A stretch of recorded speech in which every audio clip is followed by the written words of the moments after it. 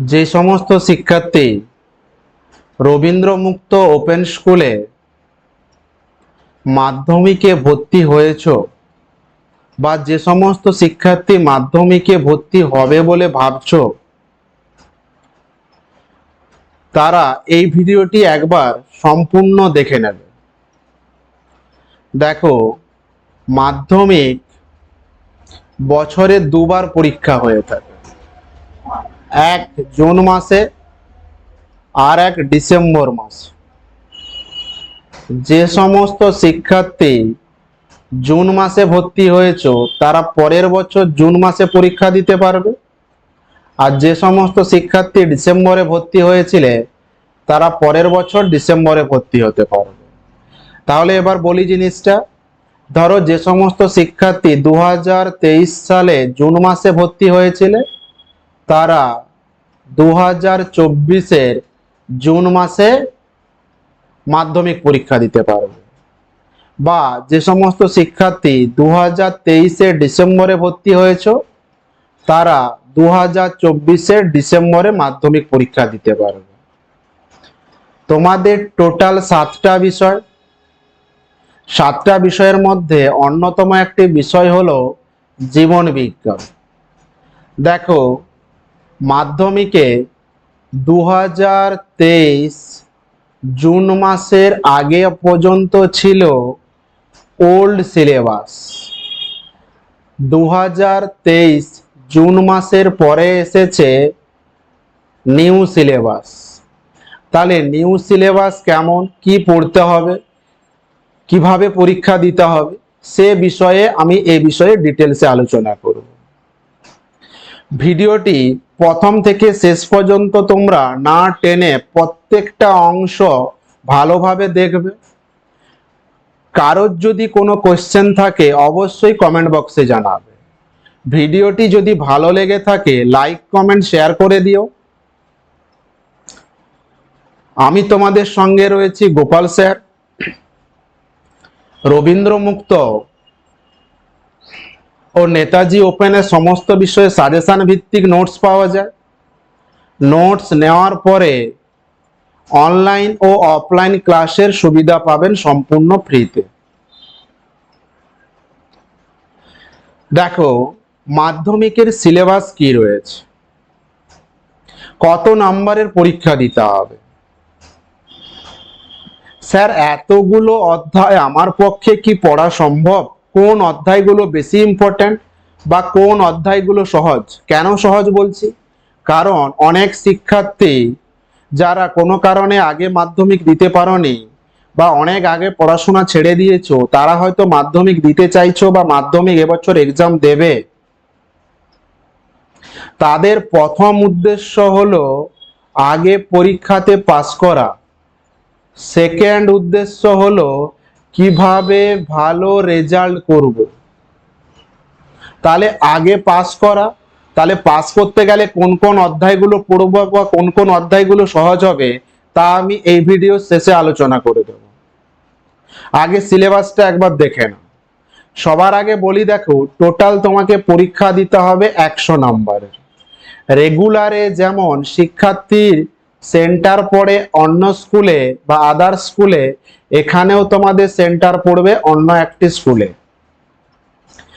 তোমার 100 নাম্বারের মধ্যে 90 নাম্বার ওই সেন্টারে গিয়ে দিতে হবে রিটিন অর্থাৎ লিখিত আকারে, বাকি 10 নাম্বার স্কুলে প্রজেক্ট জমা করতে হবে।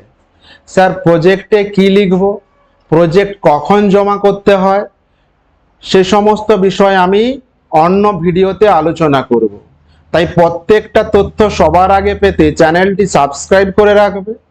দেখো, তোমাদের প্রথম অধ্যায়ে রয়েছে জীবন ও তার বৈচিত্র্য, দ্বিতীয় অধ্যায়ে রয়েছে সালোক সংশ্লেষ, শোষণ, শ্বাসকার্য, বাষ্পমোচন, জল, খনিজ পদার্থ, খাদ্য, গ্যাসের পরিবহন, তৃতীয় অধ্যায়ে রয়েছে পুষ্টি, পরিপাকতন্ত্র, সংবহন, রেচন, চতুর্থ অধ্যায়ে রয়েছে উদ্ভিদ ও প্রাণীর সংবেদনশীলতা, পঞ্চম অধ্যায়ে রয়েছে কোষ, কোষচক্র, কোষ বিভাজন, জনন, বৃদ্ধি ও বিকাশ, ষষ্ঠ অধ্যায়ে রয়েছে বংশগতি, বংশগতি কি, বংশগতি সংক্রান্ত মেন্ডেলের পরীক্ষা, পর্যবেক্ষণ, সিদ্ধান্ত এবং বংশগতি সংক্রান্ত কয়েকটি সংজ্ঞা।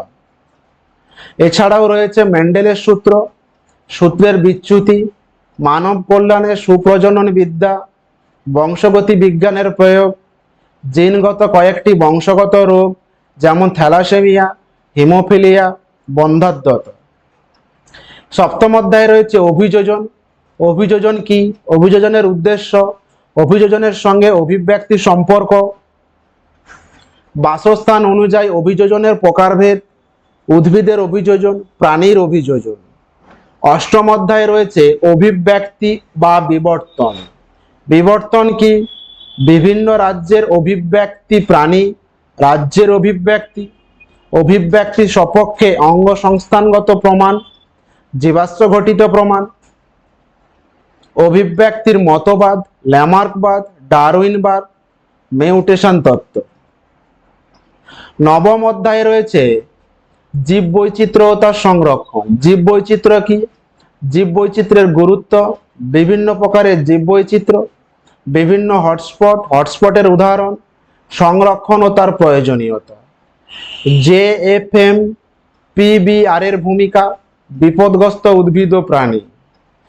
সর্বশেষ অধ্যায়, দশম অধ্যায়ে রয়েছে পরিবেশের সংজ্ঞা, পরিবেশের উপাদান, অরণ্য নিধন, জলাভূমি ভরাট, পরিবেশ দূষণ কাকে বলে, দূষণের প্রকারভেদ, আর্সেনিক দূষণ, তেজস্ক্রিয় দূষণ, কৃষি দূষণ, গ্রিন হাউস ইফেক্ট। এই গেল তোমাদের 10টা অধ্যায়। এবার প্রশ্ন হলো, স্যার কোন কোন অধ্যায়গুলো আমরা পড়বো বা আমাদের ক্ষেত্রে সহজ হবে? সবার আগে বলবো, এই পরিবেশ অধ্যায়টি সবার আগে পড়বে। এখানে যতগুলো পোরশন রয়েছে সবগুলোই পড়বে, কারণ এটা ভীষণ সোজা। নেক্সট রয়েছে দেখো জীববৈচিত্র্য ও তার সংরক্ষণ, এটাও খুবই সোজা। এখানেও প্রত্যেকটা পোরশন তোমরা ভালো করে পড়বে, কঠিন আদৌ নয়। নেক্সট দেখো এখানে যেটা পড়বে সপ্তম অধ্যায় অভিযোজন। এখানে অভিযোজনেরও প্রত্যেকটা অংশ তোমরা ভালো করে পড়বে। নেক্সট দেখো চতুর্থ অধ্যায়ে যেটা বলবো শুধুমাত্র পড়বে চলন ও গমন। তোমার ক্ষেত্রে এটাই সহজ হবে। যদি পারো উদ্ভিদ ও প্রাণী হরমোনটা একটু দেখে রাখবে। পঞ্চম অধ্যায়ে তেমন কিছু নেই, তুলনামূলক এগুলো কঠিন, পারলে বৃদ্ধি বিকাশটা একটু দেখে রাখো। একদম দেখো তৃতীয় অধ্যায়ে শুধুমাত্র পড়বে এই রেচন। রেচন অংশটি খুবই সোজা। এছাড়া প্রথম অধ্যায়ে পারো যদি সালোক সংশ্লেষ, বাষ্পমোচন, জল, খনিজ পদার্থ, খাদ্য ও গ্যাসের পরিবহন, এটা যদি পারো একটু দেখে রাখবে। ক্লিয়ার? তাও যদি কোনো শিক্ষার্থীর কোনো বিষয়ে নোটস বা সাজেশনের প্রয়োজন হয়, অবশ্যই স্ক্রিনে দেওয়া হোয়াটসঅ্যাপ নাম্বারে অবশ্যই যোগাযোগ করবে। তোমাকে সম্পূর্ণভাবে সহায়তা করার চেষ্টা করা হবে। ভিডিওটি ভালো লেগে থাকলে অবশ্যই লাইক, কমেন্ট, শেয়ার করে দিও। সবাই ভালো থেকো, সুস্থ থেকো, ভালো করে পড়াশোনা করো।